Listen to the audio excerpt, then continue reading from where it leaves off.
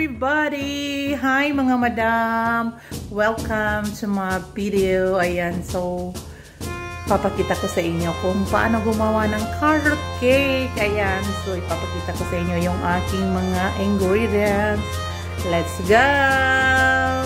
Everybody, good morning! Welcome sa ating kitchen. Ayan, so for today's video guys is magluluto tayo ng carrot cake. So, especially, meron tayong hand mixer by Kenwood. It's been a long time, guys. I'm using this one.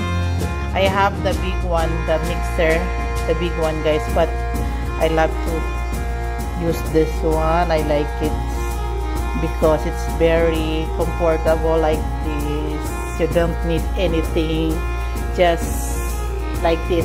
Oh, yes. So, ayan. This is our ingredient. First of all, meron tayong hand mixer. And meron tayong bowl for the mixing ingredients. And especially, we have the carrots. I have the 2 big piece of carrots. So, ayan guys. Ganyan lang. This is carrots. And this, I have the egg. I have 5 eggs. All we need is 5 eggs and 2 pieces of carrots, fresh.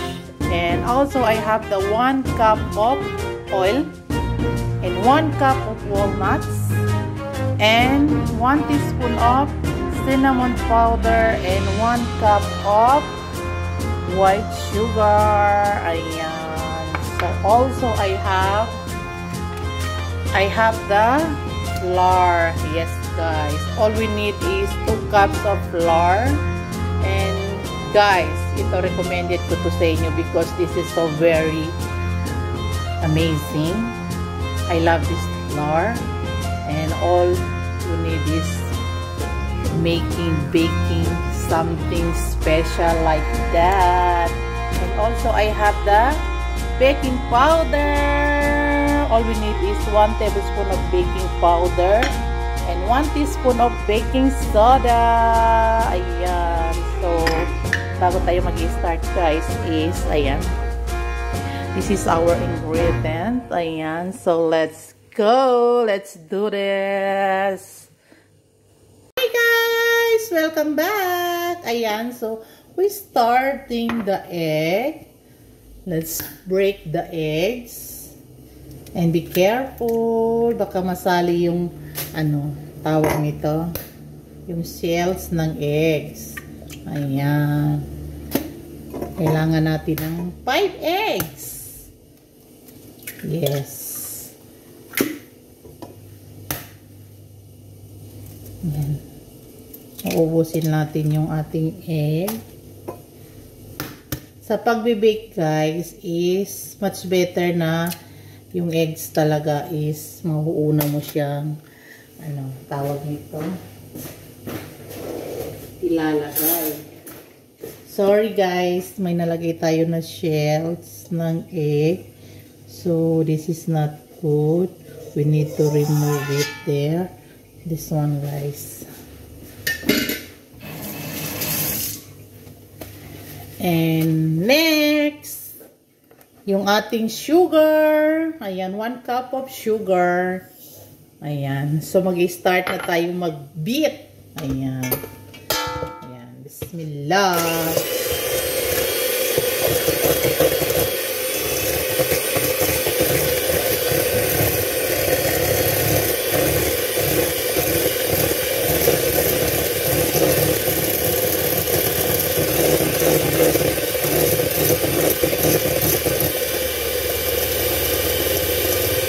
Ayan guys, ito na yung ating binibis. Next, yung ating 1 cup of oil.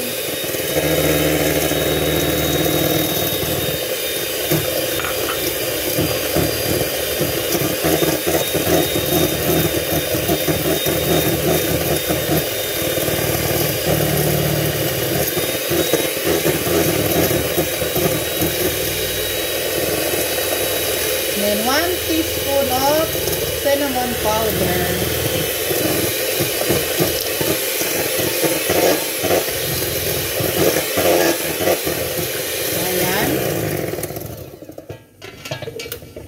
niya, guys. Then, ang next nating ilalagay is yung ating carrot. Yan. Malinis yung kamay ko, guys. And then, yung ating baking soda. Gagamit tayo ng 1 teaspoon. 1 teaspoon of baking soda. And 1 tablespoon of baking powder. 1 tablespoon of baking powder. Kailangan i-flat natin siya, guys. This one. Ayan. So, magmi-mix na naman tayo to the next level. Ayan. Guys.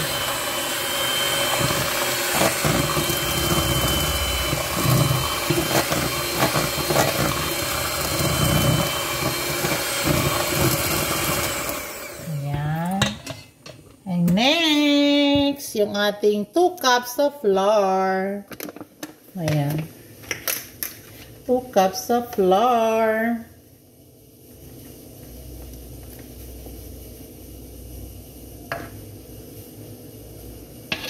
One.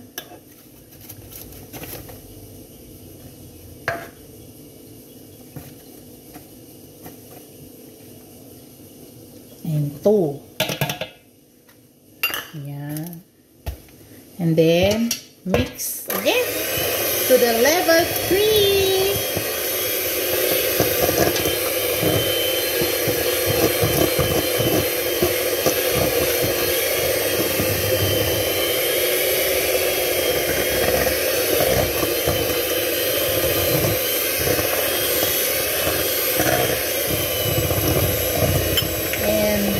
The last one, guys, the walnuts. The walnuts, guys. Ayan. Combine it. Everything. And mix it well. And then done. Ayan, guys. Nakita ko sa inyo, guys. Super yummy yan siya, guys.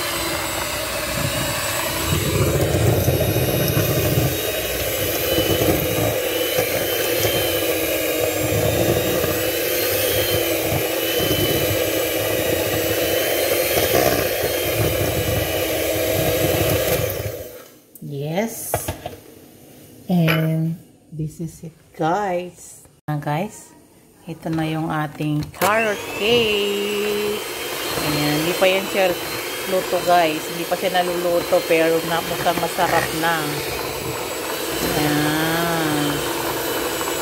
And guys, gagamit tayo ng cup for the muffins.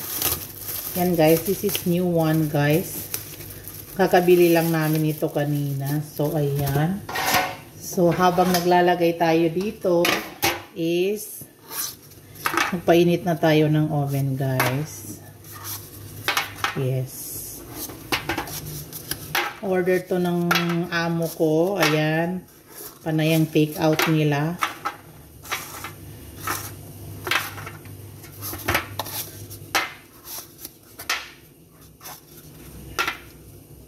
Maybe, ang kakailanganin natin dito is nasa 12 pieces. 1, 2, 3, 4, 5. So, may 12 pieces na tayo. So, let's try kung ilang ano ba to siya, guys. Kasi gagamit tayo ng each cup is 1/4. Ayan. So, ito yung gagamitin ko ng measurement, guys. Ayan. So, isang ganito. Bawat isa. So, I think, makakagawa tayo ng more than 15 pieces, ganun. Let's try.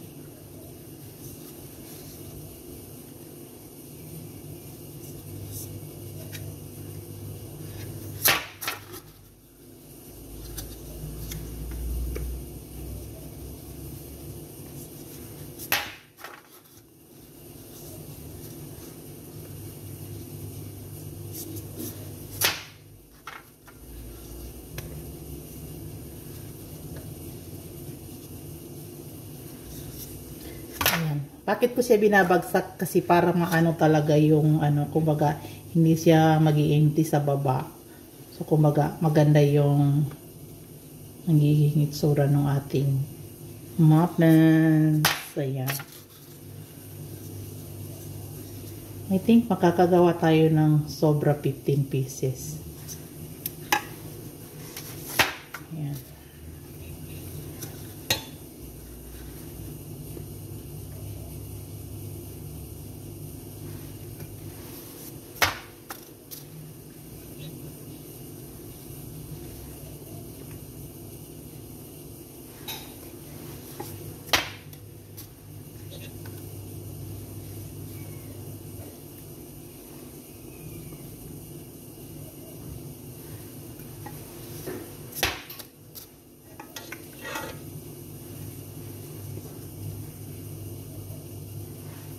Ayan guys, paulit-ulit lang. So ayan, hindi pa tayo nagtatapos guys. Meron pa tayo dito. So marami na. Aabot tayo ng 20 pieces. Or 24 I think.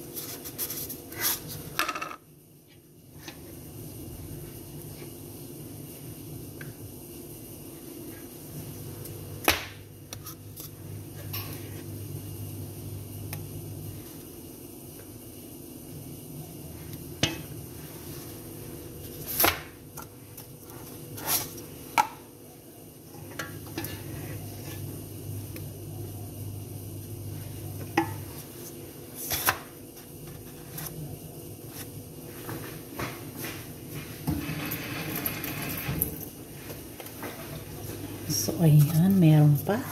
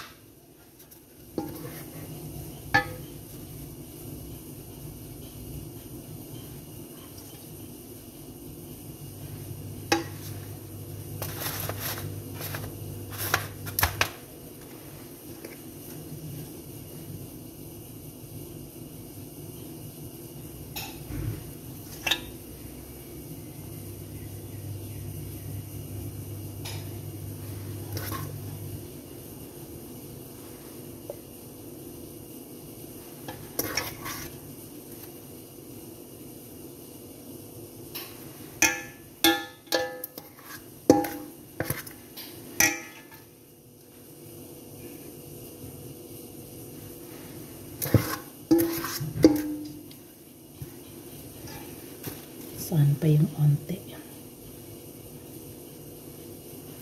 Ayan, it's done. So, meron na tayong 1, 2, 3, 4, 5. 1, 2, 3, 4, 5. So, meron tayong 21 muffins. Ayan. Ayan, guys. Meron tayong 20 pieces. Kala ko 15 lang siya, guys. Umabot tayo ng 15 pieces.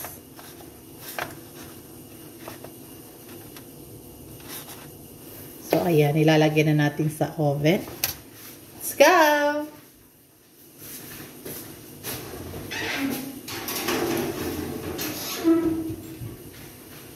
Yan, mag-aantay tayo ng 30 minutes. See you! Hi guys! Welcome! Ayan. So, right now guys, is ready na yung ating cake. So nga, sorry. So now, gagawa na tayo ng sauce. Ayan. So gagamit tayo ng 57 gram na butter. Room temperature siya, guys. And then, half cup of icing sugar. Ayan. So, gagamit tayo ng Philadelphia cheese. 280 gram, guys.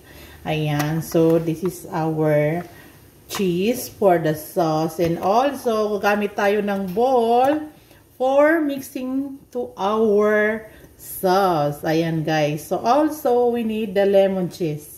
Ayan, guys. I have this one. So cute. Yes. And this one, guys, is we're gonna using like this, guys, para makuha natin yung lemon zest. Ayan. So, gagamit tayo ng 1 lemon para sa ating lemon zest. Ayan. So, ganito lang ang gagawin nyo. Kung wala naman kayong ganito, guys, kung wala naman kayong ganito, pwede kayong gagamit ng yung pang, ang tawag nito, yung pang ganito, guys, pang kudkud, yun. So, ito na yung ating lemon zest. So, ang susunod natin ilalagay is yung ating icing sugar. Ayan. And next, yung ating butter. Ayan. Ayan siya, guys. And then, imimix lang natin siya lahat-lahat, guys. No problem, kasi i-blend na natin yan. So, ayan, yung ating cheese. Ayan. So, ang gagawin natin ngayon is i-mekos-mekos na natin using this one. Using yung ating mixer. Mixer like that. Ganun lang kasimple, guys. So, be careful. Baka matapon siya, guys.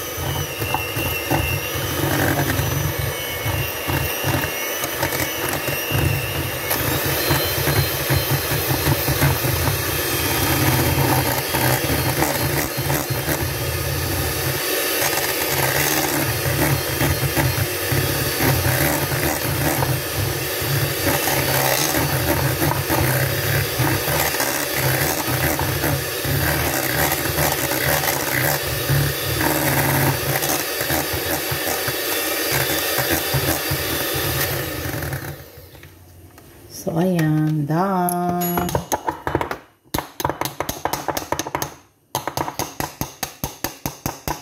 Ipupukpuk natin, guys, kasi nga para masimot natin yung sauce na nandito sa Ayan. So, next natin gagawin is yung ating spatula. We're gonna using a spatula for this one. Ayan, this is our sauce for the carrot cake. Yes, and this is it. Ganyan siya, guys, ang itsura niya. So, let me taste it, guys, kung masarap siya. Yummy. Sarap. So, ayan. So, ikikip lang natin sa ref kasi papalamigin pa natin yung ating mga cupcakes! Ayan, see you! And guys, this is our carrot cake. Ayan, super lambot. And then yan, papalamigin natin siya. Pag lumamig na is, magde-decor na tayo sa ating sauce. Ayan, so mamaya, papakita ko na yung final look ng ating muffins or cupcake na carrot cake. Bye-bye!